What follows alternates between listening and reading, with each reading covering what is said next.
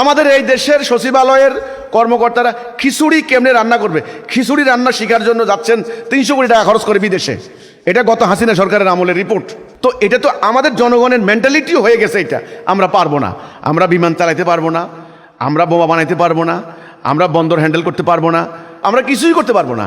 এটা আমাদের জনগণেরও একটা মেন্টালিটি হয়ে গেছে। এটাকে বলা হয় ইনফেরিয়রিটি কমপ্লেক্স। এটা হীনমন্যতা বোধ, একটা জটিলতার মধ্যে আমরা আসি। তো আমাদের সরকারও কিন্তু সেরকম। কাজেই আমাদের, আপনি বলেন যে যোগ্যতা কি নাই, আছে। যোগ্যতা তো দিতে চাচ্ছেন না, কাকে দিবেন যোগ্যতা? যোগ্যতার মূল্যায়ন করবে কে?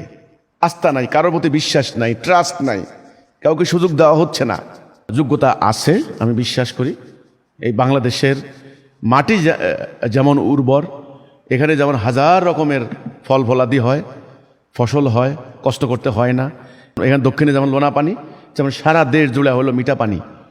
এখানের আবহাওয়া নাতিশীতোষ্ণ, এখানে মাটি উর্বর, তাই মানুষের মস্তিষ্ক উর্বর আছে, ব্রেইন আছে। কিন্তু সেটার জন্য একটা সঠিক ডাইরেকশন লাগবে, একটা অনুপ্রেরণা লাগবে, একটা আস্থা বিশ্বাস লাগবে।